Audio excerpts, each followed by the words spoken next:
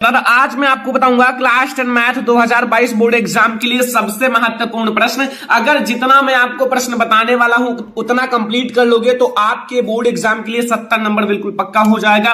ये वीडियो आपके लिए सबसे ज्यादा इंपॉर्टेंट है। मैथ में कुछ नहीं पढ़ा है तो ये वीडियो आप लास्ट तक देखना, आपको बहुत ही ज्यादा नंबर बोर्ड एग्जाम में मिलेगा। और ये आपका जो प्रश्न है 100% बोर्ड एग्जाम में आएगा। जो आप लोगों का 12 अप्रैल को मैथ का पेपर है, ये वीडियो आपके लिए सबसे ज्यादा इंपॉर्टेंट है। आपको ये वीडियो लास्ट तक देखना है, वीडियो को लाइक कर देना है, अगर चैनल पर नए हैं तो सब्सक्राइब कर लेना। सबसे पहले हम लोग जितने भी बहुविकल्पीय प्रश्न है उसको देखने वाले हैं। देखो पहला प्रश्न आप लोग देखो, ये बोर्ड एग्जाम के लिए सबसे ज्यादा इंपॉर्टेंट है। थोड़ा सा आप लोग ध्यान से देखना ये प्रश्न। तो देखो पहला प्रश्न है, निम्न में से कौन सा सह अभाज्य संख्याओं का युग्म है। मतलब सह अभाज्य संख्याएं हैं, ठीक है, जिनका HCF 1 होता है, सह अभाज्य संख्याएं, ठीक है। तो ऑप्शन नंबर ए है आपका 14,35 यानी कि 14,35। ऑप्शन नंबर बी है 32,62। ऑप्शन नंबर सी है 31,93। ऑप्शन नंबर डी है 18,25। तो आपको मैं बता दूं कि निम्न में से कौन से सह अभाज्य संख्याओं का एक युग्म है। ये बोर्ड एग्जाम के लिए सबसे ज्यादा इंपॉर्टेंट है। मॉडल पेपर में भी ये क्वेश्चन पूछा गया था, तो ये आपके लिए बहुत ज्यादा इंपॉर्टेंट क्वेश्चन है। तो इसका जो सही ऑप्शन हो जाएगा वो है 18,25। बिल्कुल सही आंसर है 18,25। तो आप लोग इसको जरूर याद कर लेना, बोर्ड एग्जाम के लिए बहुत ही ज्यादा इंपॉर्टेंट है ये क्वेश्चन। ओके, अगला क्वेश्चन देखो, यहां क्वेश्चन नंबर 2 आपसे क्या पूछ रहा है। लिखा हुआ है कि रैखिक समीकरण युग्म x बराबर y और x प्लस y बराबर 0 का, यानी कि आपको बताना है ऑप्शन नंबर ए कोई उभयनिष्ठ हल नहीं है। मतलब ये दो आपकी जो समीकरण है इसका कोई उभयनिष्ठ हल नहीं है। या फिर बी ऑप्शन है असीमित रूप से कोई हल होते हैं, मतलब असीमित रूप से कई हल होते हैं। ऑप्शन नंबर सी है अद्वितीय हल होता है। ऑप्शन नंबर डी है उपरोक्त में से कोई नहीं। तो इसका सही आंसर क्या होगा। देखो जो आपका x बराबर y है और यहां x प्लस y बराबर 0 है, तो इसका अद्वितीय हल होता है, अद्वितीय हल होता है। ये केस आपने पढ़ा होगा, आपके बहुत ज्यादा इंपॉर्टेंट ये क्वेश्चन है 2 चर वाले रैखिक समीकरण युग्म का। तो थोड़ा सा आप लोग ध्यान से ये सारे क्वेश्चन जरूर सॉल्व करना, बोर्ड एग्जाम के लिए बहुत ज्यादा इंपॉर्टेंट है। मैथ आप लोगों का बिल्कुल पक्का करने वाला हूं, बहुत ज्यादा ये इंपॉर्टेंट वीडियो है। यदि द्विघात समीकरण 3x² माइनस 6x प्लस के मूल समान हो तो k का मान होगा। देखो k का मान अभी मैं आपको याद करना बता दूंगा, बहुत आसान क्वेश्चन है लेकिन बोर्ड एग्जाम के लिए बहुत ही ज्यादा इंपॉर्टेंट है। एनसीईआरटी का बहुत ज्यादा इंपॉर्टेंट क्वेश्चन है। ऑप्शन नंबर ए आप लोग देखो, ऑप्शन नंबर ए है 3, ऑप्शन नंबर बी है 9, ऑप्शन नंबर सी है 6, ऑप्शन नंबर डी है 12। तो अब इसका राइट ऑप्शन कौन सा है ये मैं आपको बताता हूं, कैसे आप लोगों को पता चलेगा कि यहां से के का वैल्यू हम कैसे निकालेंगे। सबसे पहले आप करो क्या कि यहां एक सूत्र याद रखना जो कि आप लोगों को, सबसे पहले ये आपका समीकरण है 3x² माइनस 6x प्लस के बराबर 0। यहां से अगर पूछा जाए a आपको पता है कि नहीं, a बराबर आपका क्या होगा, तो ये जो x² का गुणांक है ये a है यानी कि 3 है, और v बराबर आपका ये x का जो गुणांक है -6 ये v है, एंड c बराबर आपका k है, ठीक है। अब इतना आपको समझ में आया। अब एक सूत्र आपको याद रखना है जो कि आपका यहां मूल समान है, मूल समान है, ठीक है, ध्यान से समझना।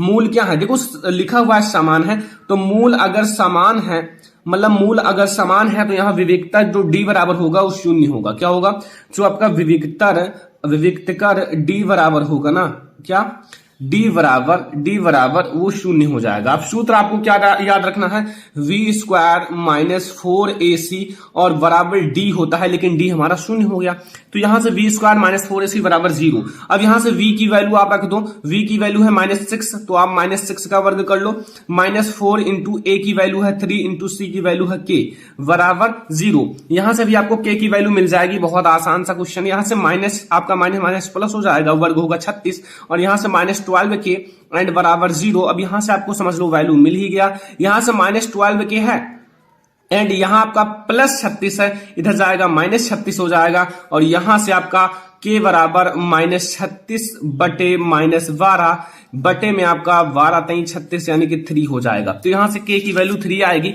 तो यहां से आपको पता चल गया कि k की वैल्यू कौन सा ऑप्शन सही है, ऑप्शन नंबर ए 3 हमारा बिल्कुल सही ऑप्शन है, ठीक है। ये क्वेश्चन आपको समझ में आ गया होगा। Question number 3। क्वेश्चन नंबर 4 आप लोग देखो, ये सारे क्वेश्चन आपको कंप्लीट करके ही बोर्ड एग्जाम में पेपर देने जाना है। बहुत ज्यादा मेहनत कर रहा हूं आप लोगों के लिए, तो आप लोग भी मेहनत करो पढ़ाई में, आपके पास बहुत ज्यादा समय है अभी मैथ के पेपर में, ठीक है। क्वेश्चन नंबर 4 देखो कि दो आकृतियां जिनके आकार समान है, मतलब आकार समान है परंतु आवश्यक रूप से अमाप क्या है, समान ना हो, मतलब जो उनके अमाप है वो जो माप है वो समान ना हो तो कहलाता है।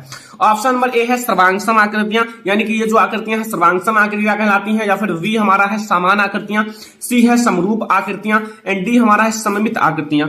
तो अब यहां आपके 4 ऑप्शंस हैं। अब आप सोच रहे होंगे क्या कहलाते हैं। देखो सम मतलब सम, रूप मतलब रूप, यानी कि वो दिख एक जैसे रहे लेकिन वो बड़ा है कि छोटा ये नहीं पता, तो सम मतलब समान रूप यानी कि समरूप आकृतियां कहलाएंगी, क्योंकि उनका रूप जो है समान है, आकार जो है वो समान है, तो इसीलिए हमारा वो क्या कहलाएंगी, समरूप आकृतियां। ये हमारा है क्वेश्चन नंबर 4, जो कि आप लोगों को तैयार ही कर लेना है ये सारे क्वेश्चन, क्योंकि बोर्ड एग्जाम के लिए ये सारा आप 100% समझो कि आएगा, ठीक है। ये ऑब्जेक्टिव क्वेश्चन पहले मैं पढ़ा रहा हूं, अभी आपके लिए बहुत सारे क्वेश्चंस हैं, ओके, लास्ट तक ध्यान से देखना। 5 नंबर क्वेश्चन देखा, माइंड में आप लोग 5 नंबर क्वेश्चन रट लेना, याद कर लेना और सॉल्व कर लेना, क्योंकि ये सबसे ज्यादा इंपॉर्टेंट क्वेश्चन है। निर्देशांक ज्योमेट्री का एक ऑब्जेक्टिव क्वेश्चन है भाई, ध्यान से समझना। लिखा क्या है कि दो बिंदुओं यानी कि या फिर बिंदुओं -2,6 और -2,10 को मिलाने वाले रेखाखंड के मध्य बिंदु का निर्देशांक होगा। आपको मध्य बिंदु का निर्देशांक ज्ञात करना है। मध्य बिंदु का निर्देशांक क्या होगा? ऑप्शन नंबर ए है हमारे पास -2,10, ऑप्शन नंबर बी है -2,8, ऑप्शन नंबर सी है -2,5, ऑप्शन नंबर डी है 0,2। अब आप इसको कैसे पता करोगे यार? बहुत आसान है, एक सूत्र याद रखना जो मैं आपको बताने वाला हूं, फिर आपका सारा क्वेश्चन समझ लो लग गया। सूत्र आपको क्या याद रखना है ये आपको समझना चाहिए।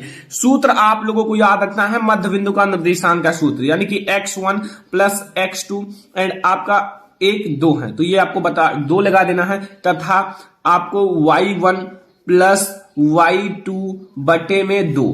अब यहां से आप y1 x1 and x2 y1 y2 की वैल्यू रख दो।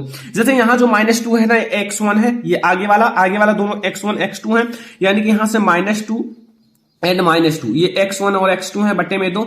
अब ये आपका क्या हो जाएगा? ये आपका -4 हो जाएगा बटे में 2 और इक्वल टू आपका हो जाएगा -2। ये आपका एक निर्देशांक मिल गया। दूसरा समझो हमारा y1 कितना है? y1 आपका 6 है और y2 आपका 10 है, बटे में 2 हो जाएगा। यहां से हो जाएगा 16 बटे में 2, यहां से 8 हो जाएगा ना, काटोगे तो यहां से आपका जो निर्देशांक मिलेगा यानी कि -2 1 मिला और (8) 1 मिला, तो यहां से आपका जो ये आपका ऑप्शन हो जाएगा -2,8। बिल्कुल राइट ऑप्शन है। कौन सा है? -2,8, तो ये आपका बिल्कुल सही है। तो भाई ऐसे आप सॉल्व कर लेना बोर्ड एग्जाम में, तब टिक लगाना, गलत नहीं करके आना है बोर्ड एग्जाम में, क्योंकि एक एक नंबर आपके लिए सबसे ज्यादा इंपॉर्टेंट है 90% लाने के लिए, टॉपर बनाने के लिए। तो आप ये सारे क्वेश्चन याद रखना। अगर आपने कुछ नहीं पढ़ा है तो भी ये सारे क्वेश्चन याद करके रट करके या फिर रिवीजन करके बहुत अच्छा मार्क ला सकते हो। sin 2a बराबर 2 sin a, तब सत्य है कि a बराबर a का मान क्या होगा? ए ऑप्शन है 0 डिग्री, या बी है 45 डिग्री, या सी है 30 डिग्री, या फिर डी है 60 डिग्री। तो ये आपको बताना है कि हम यहां जो a की वैल्यू क्या रखें, 0 डिग्री रखें या 30 डिग्री रखें या 45 डिग्री रखें या 60 डिग्री रखें, कि जो हमारा sin 2a है वो बराबर हो जाए 2 sin a के। अब आप क्या रखोगे? कभी आपने सोचा है ये क्वेश्चन? देखो आप लोगों ने देखा होगा, एनसीईआरटी का क्वेश्चन है, बहुत ज्यादा इंपॉर्टेंट है। तो आपको मैं बताता हूं कैसे। देखो यहां अगर आपका जो क्वेश्चन है वो क्या है? यहां आपका क्वेश्चन जो है वो है sin 2a बराबर है 2 sin a, ये हमें करना है। तो अगर आप एक बात याद रखना, आप क्या करोगे समझते हो कि a की वैल्यू है वो आप 0 डिग्री रख दो। a की वैल्यू 0 डिग्री रखोगे ना तभी आपका आंसर आएगा, ये दोनों बराबर हो जाएंगे। जैसे अब आप लोगों को बताता हूं, जैसे यहां आपका है sin 2a, अब sin 2a है तो यहां से sin आपका हो जाएगा और 2 हो जाएगा इंटू a की वैल्यू 0 डिग्री, और यहां से आपका कितना हो जाएगा? sin 0 डिग्री, और 0 डिग्री की वैल्यू होती है 0। ठीक है, अब यहां समझो, फिर आप एक हमारा आ गया, ये 0 आ गया, अगर ये भी 0 आ जाएगा तो हमारा सत्य हो जाएगा, बराबर हो जाएगा। अब यहां 2 sin a है, 2 sin a, अब यहां देखो यहां 2 है इंटू साइन है और a की वैल्यू 0 डिग्री, अब यहां से 2 इंटू 0 इक्वल टू 0, तो ये हमारा सत्य हो जाएगा। अगर दोनों को बराबर करना है तो हमें a की वैल्यू कितनी रखनी पड़ेगी? 0। तो यहां से आपको यह पता चल गया कि हमारा a की वैल्यू क्या रखना है? 0 डिग्री। क्या रखना है? 0 डिग्री। बस समझ में आया? ये है हमारा क्वेश्चन नंबर 6, जो कि आप लोगों को तैयार कर लेना है। ठीक है, एक बार 2 बार अगर आप रिवीजन करोगे तो ये सारा आपका तैयार हो जाएगा। अगला क्वेश्चन देखो, क्वेश्चन नंबर 7 ध्यान से देखना। क्वेश्चन नंबर 7 आप लोगों के बोर्ड एग्जाम के लिए मोस्ट इंपोर्टेंट है, आप लोग जरूर तैयार करके जाना ये क्वेश्चन। देखो लिखा क्या है कि यदि एक वृत्त का परिमाप, देखो परिमाप और क्षेत्रफल संख्यात्मक रूप से बराबर हो तो वृत्त की त्रिज्या है। मतलब ये आपको बताना है कि यदि एक वृत्त का परिमाप जो है और क्षेत्रफल संख्यात्मक रूप में बराबर हो, मतलब अब यहां से यह पता होना चाहिए कि वृत्त का परिमाप का फार्मूला क्या होता है और वृत्त के क्षेत्रफल का फार्मूला क्या होता है। इन दोनों को जब आप बराबर रखोगे तब तो आपको यहां से वृत्त की त्रिज्या ऑटोमेटिक मिल जाएगा। अब अगर आपको फार्मूला नहीं पता है तो मैंने ऑलरेडी पढ़ाया है, आप लोग सर्च कर सकते हो class 10 math formula by Sarwan lecturer, आपको हमारा वीडियो मिल जाएगा। अब आप इसको देखो ध्यान से, इसको कैसे लगाओगे ये ध्यान से देखना। हमें त्रिज्या ज्ञात करनी है ना, त्रिज्या अगर आपको ज्ञात करना है तो सबसे पहले आप एक काम करो, क्या मान लो कि माना हमारा वृत्त की त्रिज्या r है, तो r हम लोग वैल्यू ज्ञात करेंगे। तो यहां आप लोग मान लो, माना जो वृत्त है, वृत्त की त्रिज्या r है, क्या है चपाटी r है। अगर ये r है तो अब वृत्त का परिमाप बताओ, फार्मूला फटाक से आप लोग बताओ, क्योंकि इतना तो आप लोगों को पता ही होना चाहिए। वृत्त का परिमाप, वृत्त का क्षेत्रफल, ये सब छोटे छोटे फार्मूला। तो वृत्त का परिमाप का फार्मूला था 2 पाई r, और वृत्त का क्षेत्रफल का फार्मूला, वृत्त का क्षेत्रफल का फार्मूला क्या होता है, वृत्त का क्षेत्रफल का फार्मूला होता है पाई आर स्क्वायर, यानी कि पाई आर स्क्वायर। अब इन दोनों को अकॉर्डिंग टू क्वेश्चन बराबर रखना है, यानी कि प्रश्नानुसार ये कह रहे हैं कि मतलब इसका जो परिमाप है और क्षेत्रफल है संख्यात्मक रूप में बराबर हो। ठीक है, तो यहां आप लोगों का रहेगा 2 पाई आर 1 है और यहां आपका पाई आर स्क्वायर 1 है। ठीक है, यहां से आप पाई से पाई काट दो, ठीक है, आर से 1 आर काट दो, तो यहां से आर बराबर आपको 2 मिल जाएगा ना, तो यही आपका 2 आंसर हो जाएगा। यही तो हमें त्रिज्या मिल गई, यही हमारी त्रिज्या हो जाएगी, आर बराबर 2। तो यहां से हमारा आर की वैल्यू 2 जो हो जाएगा ना, वही आपका आंसर सही हो जाएगा। आर की वैल्यू जो हमारा आएगा 2 मात्रक बिल्कुल सही आंसर है। तो ये हमारा क्वेश्चन नंबर 7 जो कि आपका मोस्ट इंपोर्टेंट ऑब्जेक्टिव क्वेश्चन है। यार ये सारे क्वेश्चन कंप्लीट कर लो, आप लोग रिवीजन कर लो, थोड़ा मेहनत कर लो। ठीक है, अगला देखो यहाँ क्वेश्चन नंबर 8। क्वेश्चन नंबर 8 आप लोग देखो, ये बहुत आसान क्वेश्चन है, लेकिन बोर्ड एग्जाम में ये क्वेश्चन जो है ना सांख्यिकी से हर बार आता है। ऐसे टाइप के 1 से 15 तक की सम संख्याओं का समांतर माध्य होगी। 1 से 15 तक की आपकी सम संख्याओं का समांतर माध्य ज्ञात करना है। तो समांतर माध्य आपको ज्ञात करना है। ऑप्शन नंबर ए हमारा है 6, ऑप्शन नंबर बी हमारा है, मतलब ये आपका सी कर लो, ऑप्शन नंबर बी से कर लो, ऑप्शन नंबर बी है 10, ऑप्शन नंबर सी है 8, ऑप्शन नंबर डी है 12। अब इसको आप कैसे करोगे, देखो समांतर माध्य बहुत आसान होता है, अगर आप थोड़ा सा सही से लगाओ। देखो सा से हो गया समांतर, मा से हो गया माध्य, ये आपका शॉर्टकट है समांतर माध्य। देखो आपको 1 से 15 तक की बीच की सम संख्याओं को लेना है। तो अब आप करो क्या, 2 आपका सम संख्या है, 2 का पहाड़ा आप पढ़ते चले जाओ। 2 का आप लोग 2 दूनाई 4, 2 तेईस 6, 2 चौक 8, 2 पंचे 10, 2 छक 12, ठीक है 14, बस ये आपका हो गया। मतलब 2 से 15 तक के, मतलब 1 से 15 तक के बीच की सम संख्या। अब कितने हैं, 1 2 3 4 5 6 7 नीचे हैं। अब इसको आप जोड़ लो, ये आपका हो जाएगा, कितना हो जाएगा जोड़ लो। देखो आपका ये हो जाएगा 56 और बटे में 7, ये आपका कट कर देखो आपका 7 8 56, तो 8 हो जाएगा। तो यहां जो आपका समांतर माध्य हो जाएगा वो 8 हो जाएगा। तो यहां से आपका कौन सा ऑप्शन सही है, ऑप्शन नंबर सी 8। तो ये आपको समझ में आ गया ना, ये आपका ऑब्जेक्टिव क्वेश्चन नंबर 8 है। आई होप कि आपको ये सारे क्वेश्चन समझ में आ गया, जितना मैंने मैथ का ऑब्जेक्टिव क्वेश्चन पढ़ाया। अब आप लोगों को कोई दिक्कत नहीं होगा, सारे क्वेश्चन समझ में आ गया। तो ये सारे क्वेश्चन आप रिवीजन कर लेना। अभी हमारे पास बहुत ज्यादा इंपॉर्टेंट क्वेश्चन है जो आपके साथ बताना है, आप लोगों को बताना है। इतने क्वेश्चन जितना मैं बताने वाला हूं उतना पढ़ लेना यार, आपको बोर्ड एग्जाम में बहुत अच्छा मार्क आएगा। तो चलो अब हम लोग अगला क्वेश्चन देखते हैं। ये क्वेश्चन देखो बोर्ड एग्जाम के लिए मोस्ट इंपोर्टेंट है। लिखा क्या है, सबसे पहले ये देखो, लिखा हुआ है सिद्ध कीजिए कि √5 एक अपरिमेय संख्या है। वेरी इंपॉर्टेंट है ये क्वेश्चन, आप जरूर सॉल्व करके जाना। जैसे √5 भी पूछ सकता है, यहां √7 भी पूछ सकता है, √3 भी पूछ सकता है। ठीक है, तो ऐसे में आप याद रखना, ये आप लोगों के लिए सिद्ध करना है कि √5 एक अपरिमेय संख्या है। तो आइए अब हम लोग इस क्वेश्चन को सॉल्व करते हैं, बहुत ही ज्यादा इंपॉर्टेंट है। सबसे पहले आपको इसके विपरीत मानना है कि माना कि जो आपका √5 है, √5 क्या है, एक परिमेय संख्या, मतलब हमें अपरिमेय सिद्ध करना है। तो सबसे पहले आपको इसका विपरीत लेना होगा, परिमेय संख्या मानना होगा। ये सारे क्वेश्चन आप कंप्लीट ही कर लेना, ठीक है। परिमेय संख्या है मतलब आपको छोड़ना नहीं है ये सारे क्वेश्चन। तो √5 क्या है? एक परिमेय संख्या है। अगर एक ये परिमेय संख्या है तो √5 अगर परिमेय संख्या है तो परिमेय संख्या को हम लोग P/Q के रूप में लिख सकते हैं। किसके रूप में? P/Q के रूप में लिखा जा सकता है। लेकिन जहां आप लोगों का P है, P और Q क्या है? P और Q क्या है बताओ? सहअभाज्य संख्या है, सहअभाज्य संख्या है, सहअभाज्य, ठीक है। ये आपको पता होना चाहिए, सहअभाज्य संख्या है, ठीक है। तो अब आपको ये पता चल गया। लेकिन एक बात और, एक केस और पता होना चाहिए, तथा जो यहाँ की Q की वैल्यू है, Q ये जो आपका Q है, हर है, ये 0 के बराबर नहीं होना चाहिए। इतना आपको केस पता होना चाहिए क्योंकि ये परिमेय संख्या के लिए इंपॉर्टेंट है इतना चीजें। अब अगर इतना पता है तो आप दोनों पक्षों का वर्ग कर लो। जो दोनों पक्ष हैं, दोनों पक्षों का वर्ग करने पर, दोनों पक्षों का वर्ग करने पर अगर आप दोनों पक्षों का वर्ग करोगे तो क्या होगा? जैसे आपका √5 है, इसका वर्ग कर लो, और आप लोगों का P/Q है, P/Q इसका वर्ग कर लो। तो अगर आप इन दोनों का वर्ग कर लोगे तो यहां √5 का वर्ग 5 हो जाएगा और P का वर्ग P² हो जाएगा और आप लोगों का Q का वर्ग आप लोगों का Q² हो जाएगा, ठीक है। अब देखो यहां से Q² बराबर हमारा क्या हो जाएगा? ये Q² यहां आएगा तो 5 इसके नीचे आ जाएगा, P के नीचे, P² के नीचे 5। इसको आप समीकरण नंबर 1 नाम दे देना। और आप लोगों को एक चीज लिखना है ध्यान से, ये बहुत ज्यादा इंपॉर्टेंट चीज है। अगर ये 5 जो है P को विभाजित करता है या फिर P² को विभाजित करता है, जो P² है तो 5 P को भी विभाजित करेगा। इतना आप याद रखना।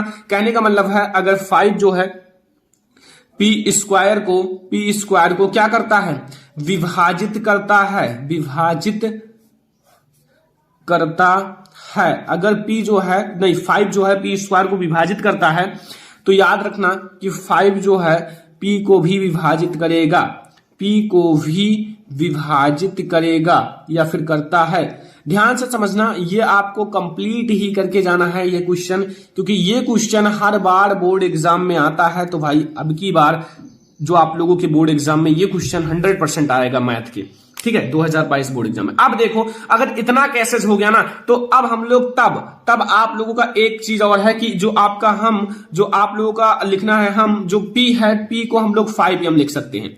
अगर यहां कोई दूसरी चीज होता, अंडर आपका 7 होता, ठीक है, तो यहां हम लोग 7m कर देते, ठीक है। ध्यान से समझना, अगर √2 होता तो हम लोग यहां 2m कर देते, लेकिन यहां √5 है इसलिए हम लोग 5m करे हैं। तो यहां लिख सकते हैं ना, इतना लिख सकते हैं। ध्यान से समझना यार, आपको ये पूरा क्वेश्चन समझना है। लिख सकते हैं जहां आप लोगों का यम क्या है?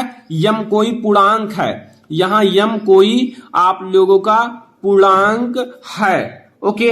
अब आप लोग समझो, अब समीकरण 1 में जो आप लोगों का समीकरण फर्स्ट है, अब जो आप लोगों का समीकरण फर्स्ट है या फिर समीकरण 1 में क्या करेंगे? P का मान P बराबर 5m रखने पर रख देंगे, P बराबर 5m रखने पर। अब P बराबर आप 5pm रखोगे यानी कि Q² बराबर P की वैल्यू आप 5pm का वर्ग कर लो, 5pm का वर्ग और बटे में आपका 5 हो जाएगा ना। यहां देखो समीकरण 1 में मैंने केवल P की वैल्यू रखा है बस। यहां से आपका Q² हो जाएगा बराबर कितना? आपका यहां से आपका 25 हो जाएगा, 25m² और बटे में 5, ये कट जाएगा, 5 बचेगा। यहां से आपका Q² हो जाएगा बराबर 5, आपका 5m²। अगर m² बराबर पूछा जाए यहां से m² बराबर, तो यहां Q के नीचे 5 आ जाएगा, Q² बटे 5। वही चीज जो मैंने P में लिखा था वही आपको Q में भी लिखना है। क्या लिखना है अभी आपको समझ में आ जाएगा कि अगर 5 जो है ना 5 Q² नहीं, यहां आपका Q² ना, Q² को विभाजित करता है। जैसे P में लिखा था वही चीज सेम आपको Q में भी लिखना है, ठीक है। विभाजित करता है, क्या करता है? विभाजित करता है, ठीक है। तो क्या होगा? आपका 5 जो है Q को भी विभाजित करेगा, 5 जो है Q को भी विभाजित करता है, विभाजित करता है। ये आपको समझ में आ गया ना? अगर इतना चीजें आपको समझ में आ गया तो ये क्वेश्चन आपको समझो कि समाप्त हो गया, चुटकियों में लग जाएगा। अब आपको थोड़ा सा और समझना है, बस आपका सारी चीजें क्लियर हो जाएगा। यहां से हमें क्या मिला, P और Q का उभयनिष्ठ गुणनखंड 5 मिला। बट जो सहभाज्य संख्याएं होती हैं, मैंने P और Q को क्या माना है, सहभाज्य संख्याएं, इनका जो मतलब उभयनिष्ठ गुणनखंड या HCF होता है केवल 1 होता है। इसलिए आप लास्ट में छोटी सी चीज लिख देना कि समीकरण 1 जो आपका समीकरण फर्स्ट है ये, और इसको आप समीकरण सेकंड नाम दे दो, ठीक है, कोई दिक्कत है नहीं। समीकरण सेकंड में क्या हुआ, समीकरण फर्स्ट और समीकरण सेकंड में P तथा Q का उभयनिष्ठ गुणनखंड 5 है। अगर इसका उभयनिष्ठ गुणनखंड 5 है तो √5 एक परिमेय संख्या नहीं है, क्योंकि इसका उभयनिष्ठ गुणनखंड 1 से ज्यादा नहीं होता। तो इसलिए हमारा जो √5 है एक अपरिमेय संख्या है। तो यहां से आपका ये पूरा क्वेश्चन लग चुका है। यहां से मैंने सिद्ध कर दिया, यहां से प्रूव कर दिया कि हमारा √5 क्या है, एक अपरिमेय संख्या है। इसको आप लोग जरूर सॉल्व करके जाना, 100% आप समझ लेना कि पेपर में आएगा तो आएगा, ठीक है, ये समझ लेना। आपकी बोर्ड एग्जाम के लिए बहुत ही ज्यादा इंपॉर्टेंट है, तो आप लोग जरूर इसे सॉल्व करके जाना। चलो हम लोग देखते हैं सेकंड नंबर क्वेश्चन। ये क्वेश्चन देखो बोर्ड एग्जाम के लिए बहुत ही ज्यादा इंपॉर्टेंट है। सेकंड नंबर क्वेश्चन ध्यान से देखना। लिखा हुआ है ज्ञात कीजिए कि रैखिक समीकरण युग्म, रैखिक समीकरण युग्म क्या है, 2x - 3y = 8 और फिर दूसरा है 4x - 6y = 9 संगत है या फिर असंगत, संगत है या फिर असंगत, ये आपको बताना है। अब ये इतना ज्यादा इंपॉर्टेंट है कि बोर्ड एग्जाम में कई बार पूछा गया है। अब आपको करना क्या है, सबसे पहले आपको ये जो समीकरण है ना, इसको आपको दूसरे टाइप से लिखना है। कैसे, सबसे पहले आपको इसको लिखना है, जो आप लोगों का दिया गया समीकरण है, दिए गए समीकरण युग्म को निम्न प्रकार से व्यक्त किया जा सकता है। जो दिया गया, दिया या फिर दिए गए, ठीक है, दिए गए लिख देना, दिए गए, जो आप लोगों का दिए गए समीकरण युग्म है, क्या है, दिए गए समीकरण युग्म, दिए गए समीकरण युग्म को निम्न प्रकार से व्यक्त कर सकते हैं। निम्न प्रकार से व्यक्त किया जा सकता है, व्यक्त किया जा सकता है। अब कैसे व्यक्त किया जा सकता है ये मैं आपको बताता हूं, थोड़ा सा ध्यान से समझना। देखो ये जो आपका समीकरण है, यहां आपका लिखा हुआ है 2x - 3y = 8, तो इसको हम ऐसे भी लिख सकते हैं ना, जैसे आपका 2x है -3y है और बराबर, हम बराबर नहीं लगाएंगे, 8 को हम इधर ट्रांसफर कर लेंगे, माइनस लगाकर 8 और बराबर 0, मतलब बराबर 0 कर देना, ये आपका -8 हो जाएगा।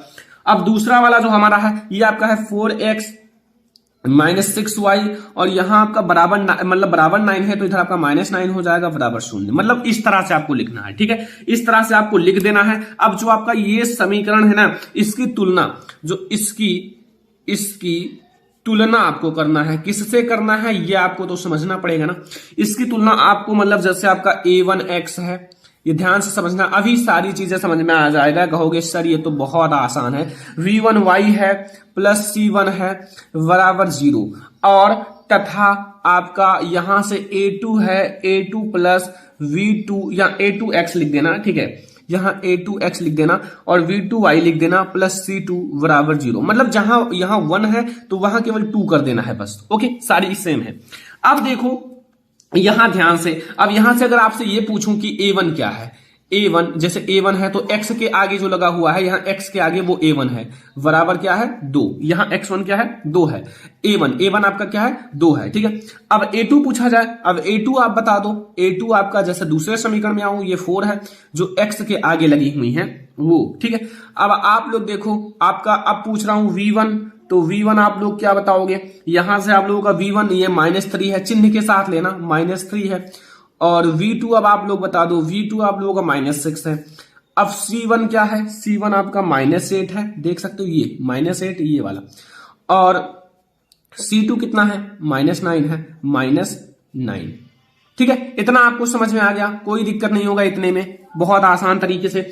अब करो क्या कि आप लोग जो A1 है, A1, ठीक है, A1 बटे में A2 कर लो, A1 बटे A2 यानी कि 2 है बटे में 4 है, और ये आपका बराबर हो जाएगा 1/2, ठीक है। देखो अभी आपको पता चल जाएगा, यहां V1 है बटे V2, V1 हमारा है -3 बटे -6 और यहां से कट के हो जाएगा 1/2, और C1 है C1 बटे C2 और ये -8 बटे -9 हो जाएगा, ये केवल 8/9 ही रहेगा।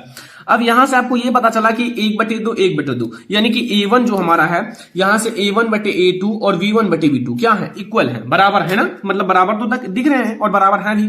तो यहां से अब आप लोगों का जो A1 है, A1 बटे में A2 जो है वो बराबर है V1 बटे में V2, बट ये is not equal to C1 बटे C2। ये C1 बटे C2 नहीं बराबर है क्योंकि ये 8 बटे 9 है। तो अगर ये नहीं बराबर है तो जो दिया गया समीकरण युग्म है वो असंगत है।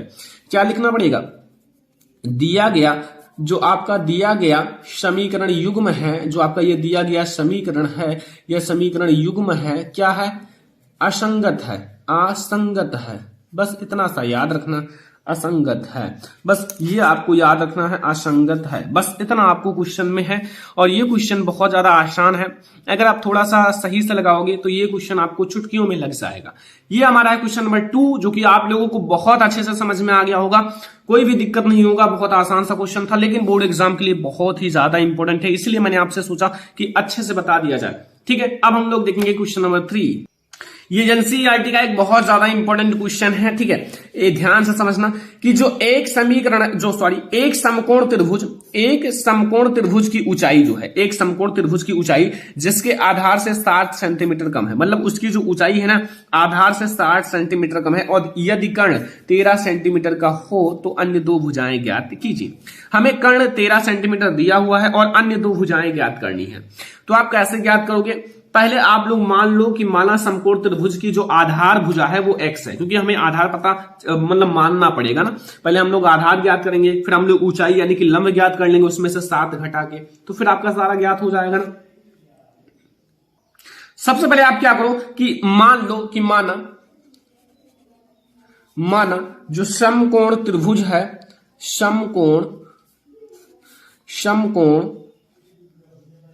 समकोण त्रिभुज की जो आधार है ना, आधार भुजा, ठीक है, आधार भुजा वो कितना है? वो आप लोग मान लो कि x है, मतलब x सेंटीमीटर है। क्या है? x सेंटीमीटर है। मतलब अगर यहां बात की जाए जो समकोण त्रिभुज की आधार की भुजा है वो x सेंटीमीटर है। अब आपको पता है चूंकि आप लोगों को पता है कि समकोण जो आप लोगों का समकोण त्रिभुज है, समकोण त्रिभुज की ऊंचाई जो है, मतलब ऊंचाई अगर ज्ञात करना है तो समकोण त्रिभुज की जो ऊंचाई है ना, ऊंचाई जैसे हमें ऊंचाई पता चला है ना यहां से, तो ऊंचाई आधार से 7 सेंटीमीटर कम है। आधार से 7 सेंटीमीटर क्या है? कम है, 7 सेंटीमीटर कम है। तो मतलब अगर 7 सेंटीमीटर कम है तो आप लोगों का जो मतलब समकोण त्रिभुज है, समकोण त्रिभुज देखो जो ऊंचाई होता है वो लंब होता है। ऊंचाई क्या होता है? लंब होता है। तो समकोण त्रिभुज की ऊंचाई कह सकते हो, या फिर क्या कह सकते हो, या फिर लंब भुजा कह सकते हो। इतना तो आपको पता ही होगा, बहुत आसान है। लंब भुजा आपका क्या है? आधार अगर आपका x है तो x यानी कि आधार हमारा कितना है? x है। ध्यान से समझना, x है और x में से हमें 7 घटा लेना है क्योंकि इससे 7 सेंटीमीटर कम है। तो ये हमारा हो जाएगा x - 7 और सेंटीमीटर। इतना आपको पता चल गया। कोई दिक्कत होगा, कोई कंफ्यूजन होगा तो आप लोग बता सकते हो। अब यहां से हमें आधार भी पता चल गया, आधार भी और लंब भी और कर्ण भी हमारा 13 सेंटीमीटर है। तो अब आप लोग क्या करोगे? अब आप लोग तब पाइथागोरस प्रमेय का सूत्र लगाओ। तब क्या लगाओगे? पाइथागोरस, ठीक है, पाइथागोरस प्रमेय का सूत्र, पाइथागोरस प्रमेय से, ठीक है। अब पाइथागोरस प्रमेय से आपको पता होगा, ये ऑलरेडी आपको पता है, ये बोर्ड एग्जाम के लिए इंपॉर्टेंट भी है, इसका प्रमेय सिद्ध करने के लिए आता है। अगर आपको नहीं पता तो कमेंट कर देना, मैं एक वीडियो में बना दूंगा पाइथागोरस प्रमेय कैसे सिद्ध करें। बहुत ज्यादा इंपॉर्टेंट है बोर्ड एग्जाम के लिए, तो आप लोग कमेंट करोगे तो मैं जरूर बनाऊंगा। आप लोगों का कोई भी सुझाव है तो कमेंट बॉक्स में बता दिया करो। लंब स्क्वायर जो होगा वो प्लस होगा आधार स्क्वायर के, जो आप लोगों का आधार स्क्वायर, देखो लंब स्क्वायर, यहां आप लोग स्क्वायर बाहर लगाना, लंब स्क्वायर प्लस आधार स्क्वायर ये बराबर होता है कर्ण स्क्वायर के, ठीक है, कर्ण स्क्वायर के, जो कर्ण स्क्वायर के बराबर ये दोनों का योग होता है। तो अब यहां से लंब की बात की जाए तो यहां से x-7 है ना, इसका स्क्वायर कर लो, प्लस कर्ण आधार आपका x का स्क्वायर कर लो, ये तो वैसे भी स्क्वायर है, और हमारा कर्ण है 13 का वर्ग कर लो, ठीक है। यहां से इतनी चीजें आपको समझ में आ गई होंगी। अब इसका अगर आप ब्रैकेट खोलोगे तो यहां से x स्क्वायर हो जाएगा -14x हो जाएगा, और आपका ये हो जाएगा आपका, जैसे ये 7 है तो 7 का आप वर्ग करोगे तो प्लस आपका 49 हो जाएगा, और प्लस आपका एक्स स्क्वायर है और ये आपका 169 हो जाएगा जब आप लोग 13 का वर्ग करोगे, यानी कि 13 का वर्ग करोगे। अब यहां से आप जैसे पूरा सेट कर लो, यहां से आपका ये एक्स स्क्वायर जुड़कर 2x स्क्वायर हो जाएगा, और यहां से -14x है। अब देखो यहां से आपका ये +49 है ना, +49 है, और ये आपका माइनस इधर आएगा तो -169 हो जाएगा, बराबर 0 के कर लो। अब यहां से आपका 2x स्क्वायर हो गया, और यहां -14x हो गया, और यहां अगर आप इसे घटाओगे तो ये आपका हो जाएगा -120, क्योंकि घटाओगे तो इतना ही आएगा। सब आप इसमें 2 से भाग दे दो, यानी कि 2 कॉमन ले लो, तो यहां से x स्क्वायर हो जाएगा, -14x हो जाएगा, एंड यहां से आपका 60 हो जाएगा, बराबर 0। ये 2 आपका यहां जाएगा तो 0 हो जाएगा, तो यहां से आपका ये x स्क्वायर -7x और -60 बराबर 0, ये एक द्विघात समीकरण बन गया। क्या बन गया? द्विघात समीकरण। अब इसी को सॉल्व कर लोगे, आपका x की वैल्यू मिल जाएगी और आपका दोनों भुजा मिल जाएगा। चलो हम लोग बताते हैं कैसे सॉल्व होगा। देखो ध्यान से समझना, यहां से लिखा हुआ है x स्क्वायर -7x और -60। अब आपको ये करना है कि ये जो जोड़ने या घटाने पर 7 आना चाहिए, गुणा करने पर 60 आना चाहिए। तो आप इसे कैसे करोगे? तो यहां आप एक चीज ध्यान रखना, यहां अगर आप 12 में से 5 घटाओगे, मतलब 12 में से 5 घटाओगे तो कितना हो जाएगा? 7, 7, 5, 12, और इसको गुणा करोगे तो 60 हो जाएगा। तो इतना आपको समझ में आ गया ना, कोई दिक्कत नहीं होगा। देखो मैं आपको बहुत आसान तरीके से समझा रहा हूं कि आपको कोई भी कंफ्यूजन ना हो। यहां से x स्क्वायर हो जाएगा, यहां से -12x हो जाएगा, और यहां से +5x हो जाएगा, और यहां से 60 बराबर 0। अब देखो यहां से आप x कॉमन ले लो, तो यहां से x -12 हो जाएगा, और यहां से +5 कॉमन ले लोगे तो x, और 12 पंचे 60, ये 12 हो जाएगा, ठीक है, बराबर 0। अब यहां से एक ब्रैकेट में आपका क्या आएगा? एक ब्रैकेट में आपका ये x है और ये 5 है, ये आएगा। क्या आएगा? x और 5 जो आप लोगों का, लेकिन आप लोगों का एक ब्रैकेट में ये जो x -12 है और 12, और एक ब्रैकेट में आपका क्या आएगा? x +5 बराबर 0, ठीक है। अब आप लोगों को यहां तक अगर मिल गया ये x -12 और ये x +5 बराबर 0, तो अब आप लोग कुछ ना करो, यदि अब आप एक एक बारी रखो। जैसे आप लोगों का x है -12 है बराबर 0 रखोगे, तो यहां से आपको मिलेगा x बराबर 12। क्या मिलेगा? x बराबर 12, तो यहां से x की वैल्यू 12 मिल गई। अब दूसरा देखो आपको क्या मिलेगा। जैसे आपको तो दूसरा है ना, वो आपका x है x +5 बराबर 0। अब यहां से आपका मिलेगा x बराबर -5। क्या मिलेगा? x बराबर -5। अब यहां से एक मिला है -5, एक मिला है 12। अब यहां से एक बात याद रखना जो कि बहुत ही ज्यादा मेन पॉइंट है, इंपॉर्टेंट पॉइंट है। यहां जो माइनस वाला आया है, तो यहां से आप ये बात याद रखना कि परंतु, अभी आपको समझ में आ जाएगा, परंतु जो भुजा है, भुजा x का ऋणात्मक मान स्वीकार नहीं है, क्योंकि भाई भुजा का मान क्या होता है? मतलब ऋणात्मक नहीं होता है, स्वीकार नहीं हो सकता। अब इसलिए जो आपका x बराबर आपका 12 है वो सही है, हमारा आधार जो है वो 12 है। और अगर आपको ऊंचाई ज्ञात करना है, ऊंचाई अगर आपको ज्ञात करना है, तब आपका ऊंचाई जो होगा, ऊंचाई या फिर लंब भुजा, या फिर आपका जो लंब भुजा है, तो बहुत आसान है। आपको बताया गया था ना कि मतलब आपका आधार से 7 सेंटीमीटर कम है, तो यहां से आपका x जो है x -7 है, और यहां से आपकी x की वैल्यू 12 है, और यहां से 7 है, और बराबर आपका हो जाएगा 5 सेंटीमीटर। क्या हो जाएगा? 5 सेंटीमीटर। तो यहां से हमें एक भुजा जो मिला ना, वो कितना मिला? 12 सेंटीमीटर, एक 5 सेंटीमीटर। तो यहां आप लोग लिख देना कि त्रिभुज की, यहां आप लोगों को मैं बता देता हूं कि त्रिभुज जो है, जैसे हमें अन्य 2 भुजाएं ज्ञात करनी थी, तो त्रिभुज की अन्य 2 भुजाएं जो हैं, अन्य 2 भुजाएं जो हमारी हैं, वो बराबर हैं 5 सेंटीमीटर व फिर 12 सेंटीमीटर। बस यही है, 5 सेंटीमीटर 12 सेंटीमीटर। दोनों भुजाएं आपको मिल गई। ये क्वेश्चन यार बहुत ज्यादा इंपॉर्टेंट है, आप लोगों को बोर्ड एग्जाम में सॉल्व ही कर लेना चाहिए पेपर देने से पहले, क्योंकि आपके बोर्ड एग्जाम के लिए ये 100% बहुत ही ज्यादा इंपॉर्टेंट है। तो आप लोग आई होप कि सॉल्व कर लोगे बोर्ड एग्जाम देने से पहले, ठीक है। तो ये हमारा है क्वेश्चन नंबर 3, जो कि आप लोग इसे जरूर लगा लेना, ठीक है। चलो अब हम लोग देखते हैं क्वेश्चन नंबर 4। क्वेश्चन नंबर 4 समझो, हाइट एंड डिस्टेंस का बहुत ही ज्यादा इंपॉर्टेंट क्वेश्चन। देखो मैं आप लोगों को बता दूं कि ये क्वेश्चन आप लोगों को बोर्ड एग्जाम में लगा कर जाना है। और एक क्वेश्चन मैं आप लोगों को और बता देता हूं, ये बोर्ड एग्जाम के लिए बहुत ज्यादा इंपॉर्टेंट है। पहले मैं आपको बता देता हूं कि आप इसे जरूर लगा के जाना बोर्ड एग्जाम में। आंधी आने से एक पेड़ टूट जाता है और टूटा हुआ भाग इस तरह मुड़ जाता है कि पेड़ का शिखर जमीन को छूने लगता है और इसके साथ 30 डिग्री का कोण बनाता है।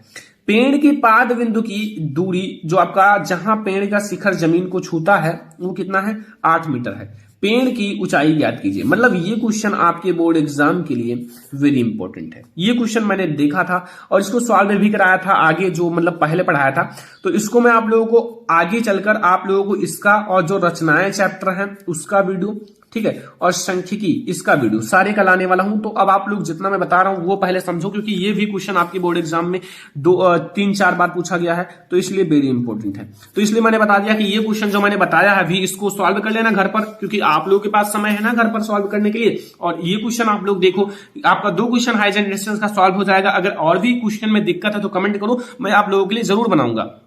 देखो सबसे पहले ये क्वेश्चन समझो, लिखा हुआ 7 मीटर ऊंचे भवन, 7 मीटर ऊंचे भवन के शिखर से एक केबल टावर के शिखर का उन्नयन कोण 60 डिग्री है और इसके पाद बिंदु का अवनमन कोण 45 डिग्री है। तो टावर की ऊंचाई ज्ञात कीजिए। देखो समझना ध्यान से, कुछ है नहीं इस क्वेश्चन में, अगर आप थोड़ा सा समझोगे ना तो सारी क्लियर हो जाएंगी आपकी। देखो आपको क्या समझना है, यहां समझो। जैसे आप लोगों का एक केबल टावर है, जैसे मैं आप लोगों को बताता हूं ना, एक केबल टावर है, ठीक है, एक केबल टावर है। मैं आप लोगों को वैसे ही समझा देता हूं कि आप लोगों को अपनी भाषा में। देखो एक केबल टावर है, ठीक है। अब इसके देखो, अब यहां देखो कि 7 मीटर ऊंचे भवन के शिखर से एक केबल टावर के शिखर का उन्नयन कोण 60 डिग्री है और इसी के सामने एक 7 मीटर का भवन है। मतलब ये इतना समझ लो, इतना है केबल टावर के, इतना है 7 मीटर का। इनको दोनों को मिला दो। अभी आपको मतलब मैं इतना नॉर्मल तरीके से समझा रहा हूं कि बोर्ड एग्जाम में ऐसे बना देना यार, कोई दिक्कत है नहीं। अब देखो, अब सारी चीजें अब आपको समझना है, क्योंकि चित्र सबसे ज्यादा इंपॉर्टेंट होता है हाइट एंड डिस्टेंस में। अगर आपको चित्र समझ में आ गया ना तो समझो पूरा समझ में आ गया। अब यहां कह रहा है कि 7 मीटर ऊंचे भवन के शिखर का, मतलब 7 मीटर ऊंचे भवन के शिखर से एक केबल टावर के शिखर का उन्नयन कोण। अब यहां जो मतलब आप लोगों का अब नीचे और समझो, और इसके पाद बिंदु का कोण आपका 45 डिग्री है। मतलब आपको यह समझना, इसको पहले एक डॉट लाइन से मिला लो, डॉट लाइन से, ठीक है, डॉट लाइन से आप इसे मिला लो। अब एक बात समझना है जो मैं आपको बता रहा हूं कि मतलब आप लोगों को यहां से इसे मिलाना है इसके, ठीक है। वही कह रहा है कि मतलब जो 7 मीटर ऊंचे भवन के शिखर से केबल टावर के शिखर मतलब का उन्नयन कोण 60 डिग्री है। मतलब ये भवन का शिखर है और ये केबल टावर का शिखर है और इन दोनों के बीच का जो कोण है वो 60 डिग्री है। यार ऐसा समझो कि आप लोग जिंदगी भर याद रहे, 60 डिग्री है। अब आप लोग इतना समझ में आ गया। अब आप लोगों को ये नीचे वाला पाद बिंदु को मिलाना है। मतलब ये जो पाद बिंदु है यहां से आप इसे मिला लेना, ठीक है। मतलब मैं आपको मिला देता हूं, कोई दिक्कत है नहीं। इसको आपको यहां मिलाना है, ये पाद बिंदु है। अब पाद बिंदु का जो आप लोगों का है वो 45 डिग्री है। कितना है? 45 डिग्री। बस यही आपका फिगर हो गया। इसको नाम दे दो, आप लोग नाम दे देना, जैसे ए है, जैसे आप लोग यहां दे देना ए हमारा है, और यहां आप लोगों का V है, पहले बड़े बड़े का, तो यहां आपका C है, यहां आपका D है और यहां आपका E है, ठीक है। देखो फिगर आपको इतना, मतलब पहले फिगर समझना फिर सारी चीजें समझना। फिगर इंपॉर्टेंट है। ये आपका जो मतलब भवन है ये 7 मीटर का है। कितना है? 7 मीटर का। मतलब 7 मीटर का भवन है। अगर इतने की मतलब इसके लाइन से देखा जाए तो ये भी 7 मीटर, मतलब V से E तक की दूरी 7 मीटर होगा ना। मतलब अगर ये इतना है और सेम इतना ही मैंने इसको भी बताया है तो ये भी 7 ही मीटर होगा ना। तो ये 7 मीटर है और अगर हम इतना और ज्ञात कर लें तो ये पूरी ऊंचाई हमें ज्ञात हो जाएगा ना, पूरा AV की ऊंचाई। बस वही हमें A और V पूरे ये केबल टावर की ऊंचाई ही ज्ञात करना है। तो अब आप लोग सबसे पहले समझो जो मैंने लिखा है। देखो सबसे पहले आपको बोर्ड एग्जाम में अगर ऐसा लिख दोगे ना, एग्जामिनर आपको यार फुल मार्क देगा। ये सबसे मेन तरीका है, ठीक है।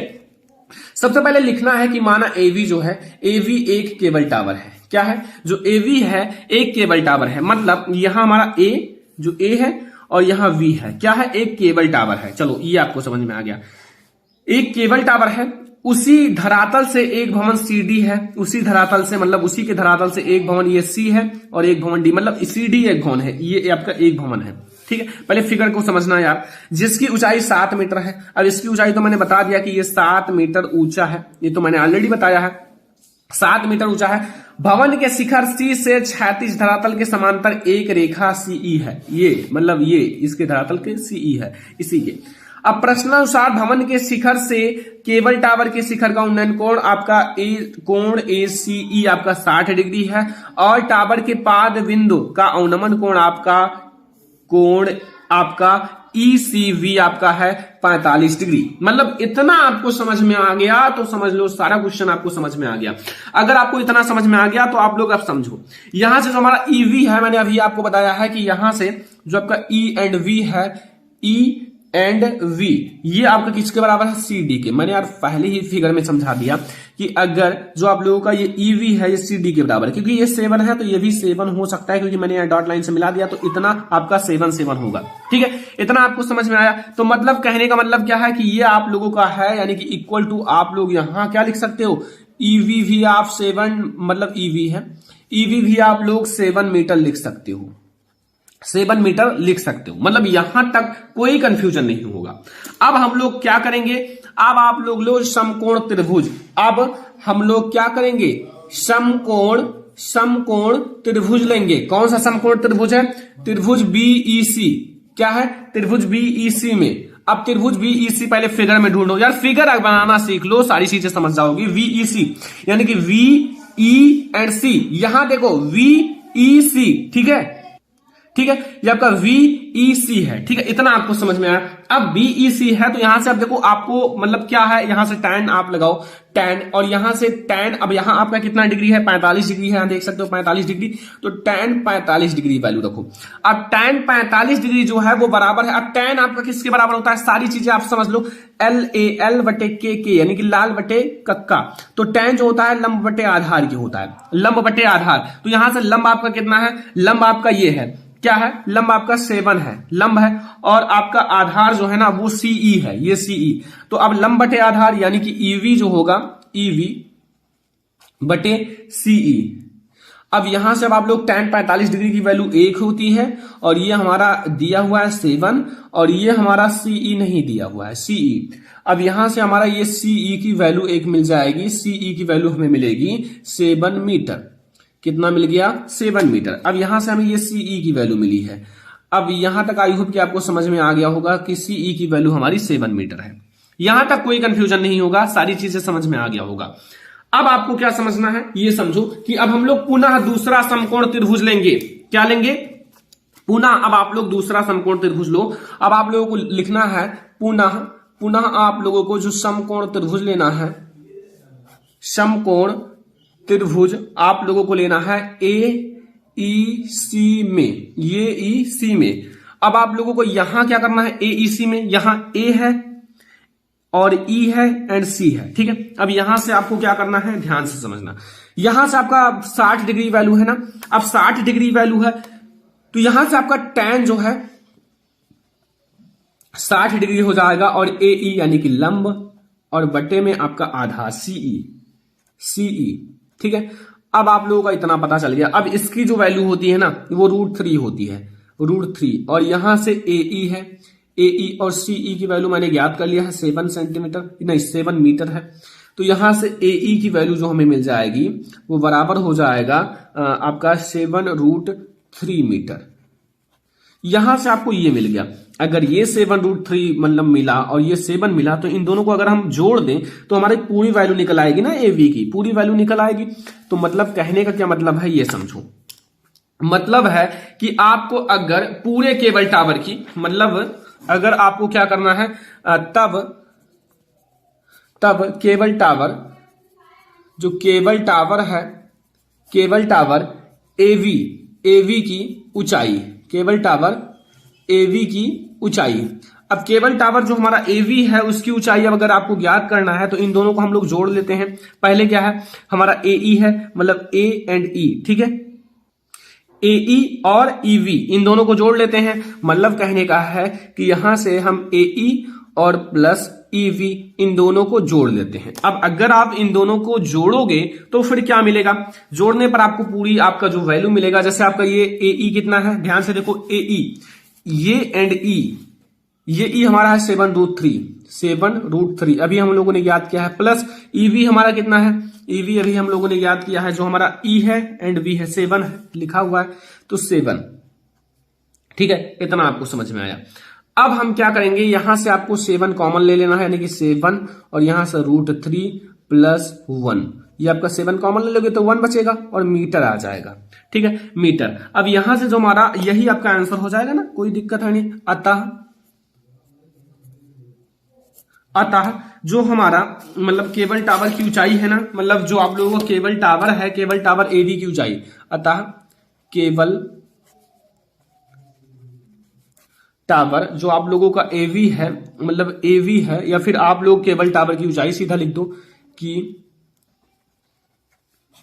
केबल टावर की ऊंचाई कितना हो जाएगा, वो आपका हो जाएगा 7√3 प्लस 1 मीटर।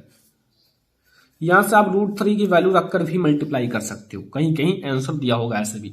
तो ये हमारा है हाइट एंड डिस्टेंस का एक बहुत ही ज्यादा इंपॉर्टेंट, जो आपको क्वेश्चन सॉल्व करके ही बोर्ड एग्जाम में जाना है। आई होप कि ये क्वेश्चन आपको समझ में आ गया होगा, कोई दिक्कत नहीं होगा। ये क्वेश्चन हमारा बहुत ही ज्यादा इंपॉर्टेंट है। ओके, तो ये आपको समझकर ही जाना है। ठीक है, तो ये आप लोग देखो, सबसे पहले आप लोग इस क्वेश्चन को नोट कर लो, जितना मैंने बताया है इस क्वेश्चन को आप लोगों को नोट जरूर करना चाहिए, क्योंकि ये क्वेश्चन बोर्ड एग्जाम के लिए इंपॉर्टेंट है। तो आप लोग थोड़ा सा मेहनत करके नोट कर सकते हो ना, ज्यादा टाइम नहीं लगेगा। और ये आप लोग जो मैंने और एक और हाइट एंड डिस्टेंस का क्वेश्चन बताया है उसको सॉल्व कर लेना। ठीक है, ये ज्यादा नहीं, 10 मिनट 20 मिनट 50 मिनट, मतलब 10 से 20 मिनट लगेंगे बस। तो ये आप लोग क्वेश्चन जरूर सॉल्व कर लेना बोर्ड एग्जाम में। चलो अब हम लोग देखते हैं जो हमारा अगला मोस्ट इंपॉर्टेंट क्वेश्चन है। ये हमारा है क्वेश्चन नंबर 5, जो कि आप लोगों के बोर्ड एग्जाम के लिए वेरी इंपॉर्टेंट है, क्योंकि ये आपके बोर्ड एग्जाम में पूछा गया है। ध्यान से समझना, लिखा हुआ एक घड़ी की मिनट की सुई जो है ना, एक घड़ी की मिनट की सुई की लंबाई 14 सेंटीमीटर है। मतलब जो घड़ी की मतलब सुई की लंबाई है वो 14 सेंटीमीटर है, और इस सुई द्वारा 5 मिनट में रचित क्षेत्रफल ज्ञात कीजिए। 5 मिनट में रचित जो आप लोगों को क्षेत्रफल ज्ञात करना है। तो ये क्वेश्चन आपको थोड़ा सा समझना होगा ध्यान से, क्योंकि ये आपको थोड़ा सा हार्ड लगेगा, लेकिन छोटा सा क्वेश्चन है। देखो, मिनट की सुई जो है ना, 1 घंटे में 60 मिनट पूरा चक्कर लगाती है। कितना लगाती है? 60 मिनट। मैं एक बार लिख देता हूं कि आप लोगों की जो मिनट की सुई है, मिनट की सुई है कितना, मतलब 1 घंटे में, 1 घंटे या 60 मिनट, 1 घंटे या 60 मिनट में कितना एक चक्कर लगाता है, एक पूरा चक्कर लगाती है, एक पूरा चक्कर लगाती है। इतना तो आप लोगों को पता होगा, क्योंकि आप लोगों के पास घड़ी होता होगा। अब मिनट की सुई 1 मिनट में लगाएगी चक्कर, मतलब अगर 1 मिनट की बात की जाए, जैसे मिनट की सुई जो है ना, मिनट की सुई जो है आप लोगों का, मिनट की सुई जो है 1 मिनट में लगाएगी। जैसे 1 मिनट में कितना चक्कर लगाएगा? 1 मिनट में जो आप लोगों का लगाएगी, क्या करेगी? लगाएगी। 1 मिनट में कितना चक्कर लगाएगी? जैसे आपका 60 है ना, 60 मिनट, तो यानी कि 1/60 लगाएगी। जैसे अगर 60 मतलब 60 मिनट में एक चक्कर, तो 1 मिनट में आपका 1/60 चक्कर लगाएगी। क्या लगाएगी? 1/60 चक्कर लगाएगी। इतना आपको समझ में आ गया।